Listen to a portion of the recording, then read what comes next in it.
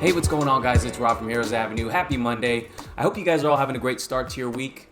We're going to be talking about some superhero news tidbits today. Not a lot going on. But, man, how are you guys doing?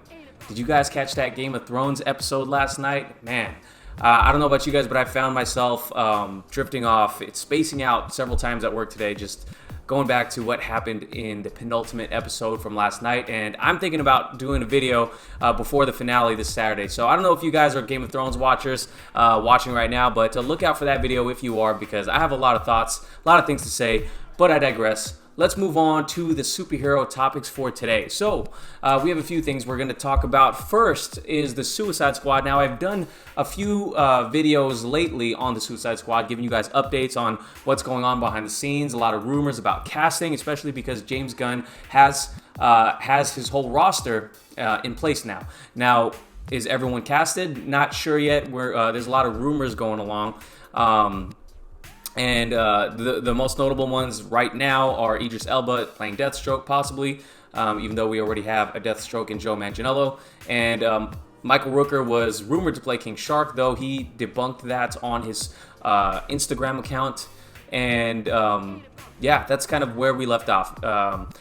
Still not sure who's going to be playing Peacemaker. It looks like John Cena was going to be playing Peacemaker. We're not sure yet. But another rumor came out, and this is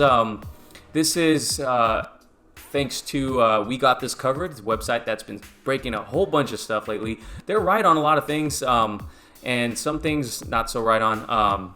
But I think what we have here is we have a rumor that the Suicide Squad is going to have an R rating. And let me find this here. So it's according to Geeks Worldwide's Thomas Polito, who says the Suicide Squad is going to be R or rated R. The studio hasn't confirmed it yet, but Polito's intel is usually pretty solid, and given the direction WB has taken for some of their DC films recently, coupled with the fact that Birds of Prey might be rated R as well, this is entirely believable. Now, again, this is just a rumor, so take this with a huge grain of salt, but just think about James Gunn making an R-rated Suicide Squad. Now, it would have been awesome if the first Suicide Squad was R-rated, especially given the Joker was in the movie, but we know how that turned out, and it would be great to see an R-rated Suicide Squad, especially with some of the characters involved, especially because they're lesser-known characters, and I'd really like to get them some time to shine, especially looking at some of the character descriptions of these people, these new characters, so I think an R rating would be great. And I haven't seen James Gunn's other R-rated works, Slither or Super. I hear very good things, and they're rated pretty well. So if you guys have seen them, let me know what you thought about those two movies in the comments below. But rated R, a lot of comic book movies lately have been floating around the possibility of doing rated R movies. Does it always translate to a great movie? No, it doesn't. But I can tell you a list of great R-rated movies, just a very quick short list of movies that I love that were comic book adaptations that were rated R. Let's take a look at them real quick. So my favorite probably of this whole list, Road to Perdition. Then we got V for Vendetta, 300, Sin City, Watchmen, Kick-Ass, Kingsman, and Logan. Possibly my number 2 favorite R-rated comic book movie.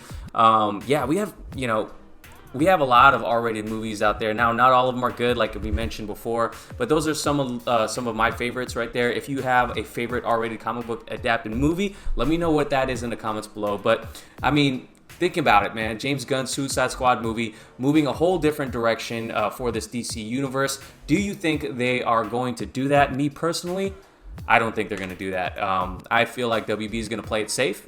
Nothing wrong with playing it safe, as long as they have a good movie, right? Just because it's R-rated doesn't mean it's going to be a good movie. But I have a feeling that Warner Brothers is going to play it safe, but I'd love to be surprised and proven wrong. I'm wrong a lot of the time, so I would love for them to do an R-rated movie, just like I'd love to see an R-rated Birds of Prey movie. And again, they want with a universe this small, they want to cast a net for the widest audience possible, and it works easier if you do a movie that isn't R-rated. one of the things, or let's go ahead and read off what makes a movie R-rated according to the Wikipedia right here. It says under 17 requires accompanying parent or adult guardian, contains some adult material. Parents are urged to learn more about the film before taking young children with them. So that, if you're taking out the whole group of the under 17 out there, then there's going to be a lot of people who don't get to watch this. Now, don't get me wrong, there have been R-rated movies and comic book movies that have been incredibly successful, but I think what Warner Brothers is going to do is going to cast the widest net possible, and that's going to be making it PG-13. So that's what I think. Let me know what you guys think about an R-rated not an R-rated superhero movie, an R-rated Suicide Squad movie. Would you like to see that, or would you prefer that Warner Brothers goes the PG-13 or PG route? Let me know in the comments below. Let's move on to the next topic. Apparently, today is X-Men Day.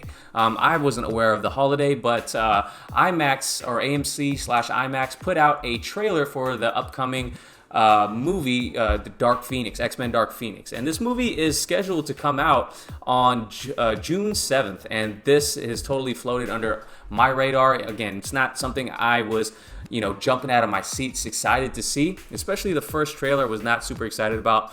And we know that there's turmoil behind the scenes and some people are calling it a mess. But I gotta admit, seeing the second trailer, that trailer got me really excited, and and the little clips we've gotten so far has gotten me really excited. And even this most recent trailer, the AMC trailer that just dropped today, it's something that kind of it's harkening back to your childhood, to your warm feelings about this X-Men franchise, because it has provided us with some gems of a movie. We got X-Men 2, probably my favorite X-Men movie, or my favorite comic book movie for the longest time. I think that came out when I was in like 8th grade, and that for the longest time that was one of the best comic book movies out there. And it gave us Days of Future Past, and even what's it called? The very first movie with the new franchise. Can't remember what it's called on top of my head. But yeah, we've gotten some gems out of this franchise, but we've gotten some stinkers for sure. We've gotten the Wolverine Origins movie, we've gotten X3, so this kind of trailer, it gave us a little history lesson, showed us where we came from with this universe, and it really does make you remember that, man, we've gone through a long journey with these X-Men characters, these Fox X-Men characters. We all know that they're going to be going to Disney, so I'm getting a little bit more excited for this movie, I gotta admit. And what they kind of drop in the movie, in the teaser, is that a phoenix will rise and the X-Men will fall. So it's going to be kind of a symbolic and very meaningful ending for this cast of characters as we know them, because they will be recasted and integrated into the MCU in the future, which is a little sad for me. I kind of like the X-Men being able to do their own storytelling. Now we're going to get less comic book movies, probably less comic book movies per year, and they're all going to fall. Well, it is great that the X-Men are coming home, don't get me wrong. I'm excited to see how they're going to be woven into the MCU, but I did enjoy this Fox universe for what it was, and some of the castings that they've done. So let me know what you guys thought of that trailer. It's pretty short. I'm not going to play it here, but if you go to the AMC Theaters Instagram, or just probably type it in on YouTube, AMC Theaters X-Men Day Dark Phoenix trailer, you'll be able to see it.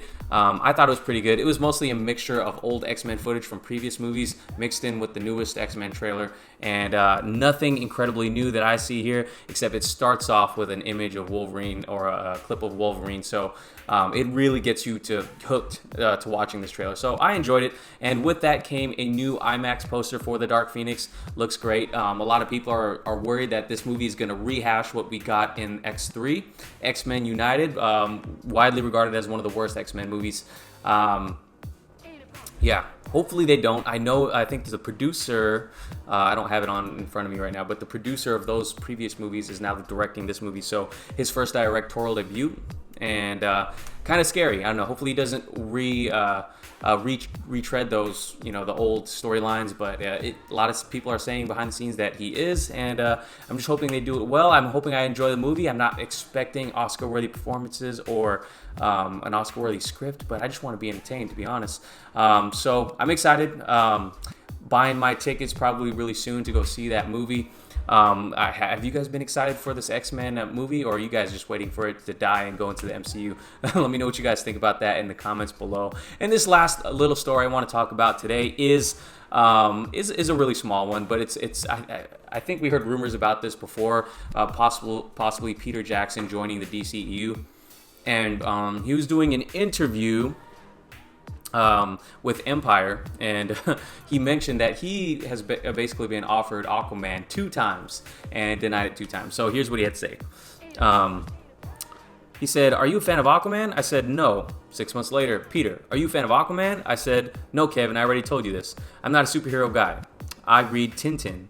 Look, films are hard. I only want to make something that I have a deep passion for." And he was talking to Kevin Tsujihara, former CEO of Warner Brothers, and then now he also says, he goes on to say, "I don't really anticipate making another theatrical film for a year or 2. So it's going to be a while until we see Peter Jackson back on the screen, and I will always love Peter Jackson for bringing us the Lord of the Rings trilogy and the prequels. The Hobbit trilogy, I enjoyed for what they were, but not the greatest." But yeah, I think I did a video a while ago about potential rumors that Peter Jackson might get a Green Lantern movie or an Aquaman movie. Turns out he turned down Aquaman twice. Doesn't look like he was ever offered Green Lantern, but yeah, I would love to see Peter Jackson direct a movie for us, but only if he's passionate about it. And I love when he says that as a director. He says he only wants to make something that he has a deep passion for, and I think it usually resonates when directors have deep passions for the movies that they're creating. So it's a good answer. I can't wait to see what Peter Jackson is going to be working on next. He was working on that, I think, what was that, Mortal Engines movie that recently came out, but I don't know if he was directing it. I can't remember. But I didn't watch that, and it bombed in the theater. So can't wait to see what he gets into next. That one looked like a stinker to me, but definitely love him. Again, I did a video on Aquaman, some Aquaman 2 news on Sunday, so check that out. That was our reading the comments video as well. So thank you guys for watching. That was a little short news segment there. Please, if you guys like this video, please give it a like. Please subscribe if you haven't already. Share the video with friends, and we'll catch you guys in the next video. Peace.